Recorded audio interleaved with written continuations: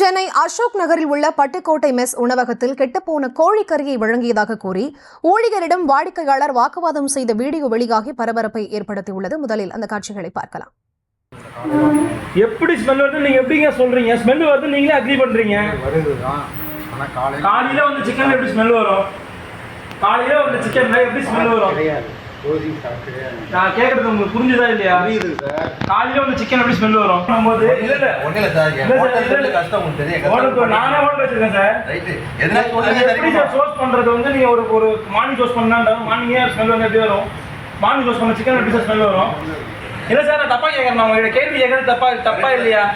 அது நீங்க வந்து சோர்ஸ் பண்ண சிக்கன் வந்து எப்படி கெட்டு போயிருக்கும்? காலையில சோர்ஸ் பண்ண சிக்கன் ஏதாவது சாப்பிட்டு பார்த்தாரு. அவர் சாப்பிட்டு பார்த்தா சொல்றாரு. அவர் சாப்பிட்டு பார்த்து ஸ்மெல் பண்ணி தான் சொல்றாரு. வீடியோல நீங்க சாப்பிட்டு பார்த்தா ஆமான்னு அவர் கெட்டு போன சிக்கன் சொல்லி அவரே ஸ்மெல் பண்ணி தான் பார்த்தா சொல்றாரு. சாப்பிட்டு உங்களுக்கு தப்புனாரு செக் பண்ணி கொடுங்க கஸ்டமருக்கு. இது தொடர்பான விவரங்களோடு இணைகிறார் எமது செய்தியாளர் முரளி. அவரிடம் பேசலாம். வணக்கம் முரளி. இந்த வீடியோ வெளியானதை தொடர்ந்து உணவகம் தரப்பிலிருந்து ஏதேனும் விளக்கம் கொடுக்கப்பட்டிருக்கிறதா? வணக்கம். பிரபல உணவகத்தில் கெட்டுப்போன கோழிக்கறியை வாடிக்கையாளருக்கு வழங்கியதாக அந்த வீடியோவானது தற்பொழுது வைரலாகி வருகிறது.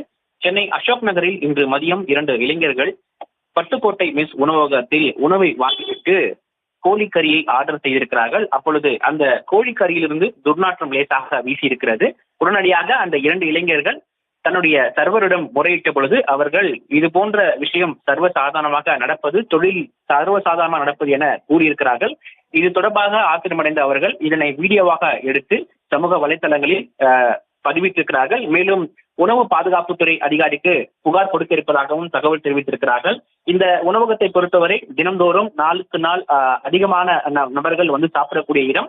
இந்த இடத்தில் இது போன்ற ஒரு சிக்கனை வழங்கி தொடர்பாக தற்பொழுது வைரலாகி வருகிறது.